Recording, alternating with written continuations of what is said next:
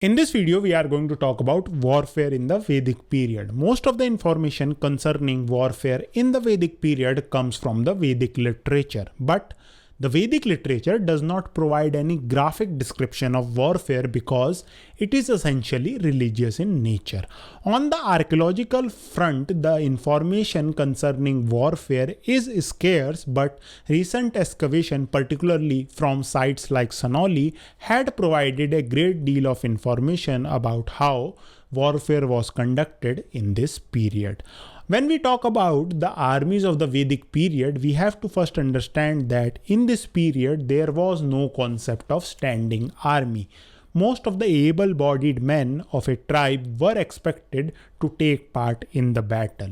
To give you an idea about the strength of the Vedic army, we have to talk about the Battle of the Ten Kings. In the Battle of the Ten Kings, we are told that the confederacy of tribe which fought against the Bharata chief Sudas had an army of 66,666 soldiers.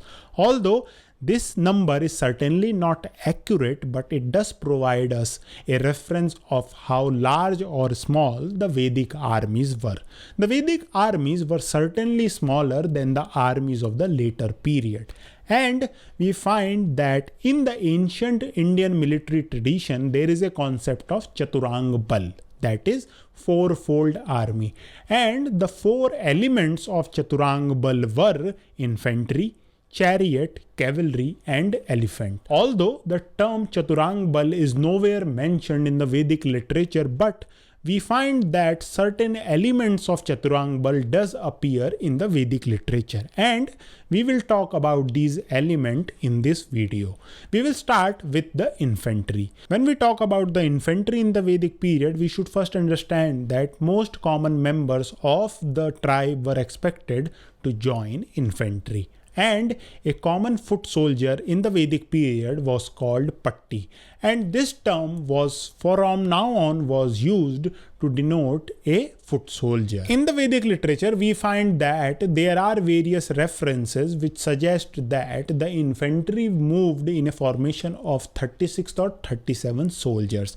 There are also terms like Vrat, Gana, and Sharad which suggest that these terms were used to denote divisions of infantry. There are also terms for officials, and these terms were Gramani and Vrajpati, and most scholars believe that these terms were used to denote officials who commanded the village contingent of the infantry. The weapons of the infantry were lances, spears, clubs, slingshots, and there were also some reference to swords which were used by soldiers. But we should understand that in this period, the tribal chief or the king was not expected to provide weapons to the soldiers. A soldier owned their own weapons. So we find that in this period, most of the time, a sword was quite expensive. So a common soldier did not own his own sword. Although the infantry was the largest arm of the Vedic army, but the most important arm of the Vedic army was chariots. And to understand the importance of the chariot, we have to first understand that the chariot maker in the Vedic society held a special place.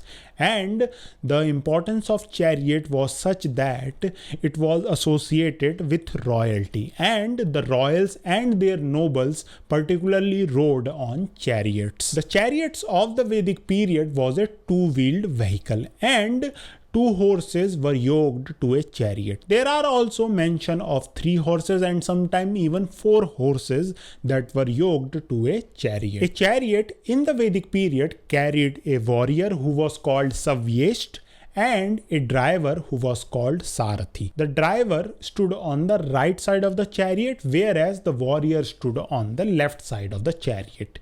The place where these two stood was a box which was called Kosh. To give you an idea about the size of the chariots in the Vedic period, we are told that the length of the chariot was 8 feet and its width was 4 feet 6 inches to 5 inches.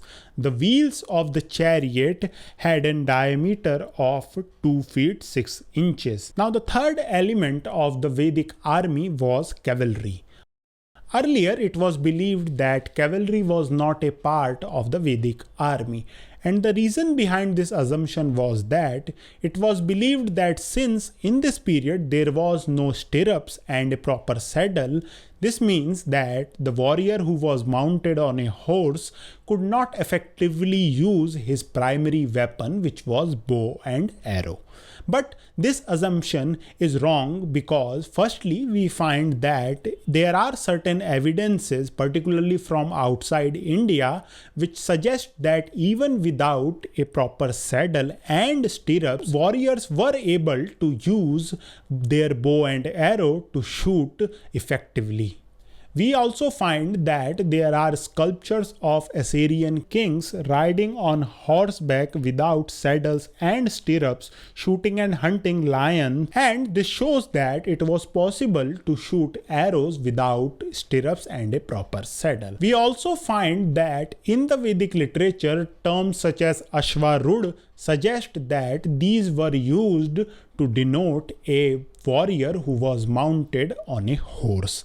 And there are also references which suggest that the warriors in the Vedic period were used to fight hand to hand while sitting on a horse. And the primary weapon of the warrior who was mounted on a horse in the Vedic period was lance and spear. It was not bow and arrow. Another thing we should understand about the cavalry in the Vedic period was that the cavalry of the Vedic period was not a heavy cavalry. It was a light cavalry, and most of the time it was used in light skirmishes, and majority of the time it was used in cattle raids. Although the cavalry was there in the Vedic period, but the main part of the Vedic army was always the chariots. When it comes to the elephants, we find that there are little reference to suggest that elephants were part of the Vedic army. In the Vedic period, we find that Vedic literature viewed elephant as wild beast. In the later Vedic period, there are references which suggest that taming of elephant were going on,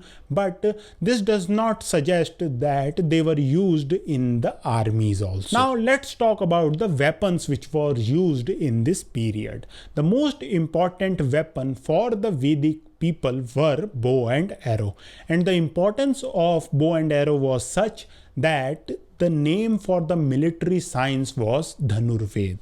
And we find that in the Vedic literature, two types of bows were mentioned. The first was the ordinary bow, which most of the time was made from bamboo, and the second was the composite bow. And we find that the composite bow was made from horns and sinews. And there are references in the Vedic literature which talk about the curves of the composite bow. There is also an interesting point about how the bow was used by the Vedic people and how it was used outside India. We find that in the Homeric poems, it is mentioned that the Greek used to draw their bow up to their chest, whereas in the Indian case, the bow was drawn up to the ear, and that is why arrows were sometimes called karnioni, that is originating from the ear. We also find that the manufacturing of the bow was considered a specialized craft, as was the manufacturing of strings that were used to tie the bow. The arrows which were shot from the composite bow were 3 feet long, and we find that sometimes these arrows were also poisoned, and the poison came from the plants. We also find that the quiver placement was different in the Vedic case. In the Vedic period, most of the time, quiver was placed on the back, whereas in the rest of the world, we find that most of the time it was placed on the side. Apart from the bow and arrow, we find that weapons like lances, spears, clubs, slingshot, etc. were also used. The swords of this period was short and straight. Daggers were also mentioned in the Vedic literature. When it comes to the armor of this period, we find that most of the time armor was made from leather with bits of metal attached to protect vital organs. In the later Vedic period, we find that there are references to breastplate, which suggests that in this period people started using breastplate as an armor. Helmets in this period was traditionally not used by the infantry because most of the common soldiers usually wore turbans which provided decent protection against blows.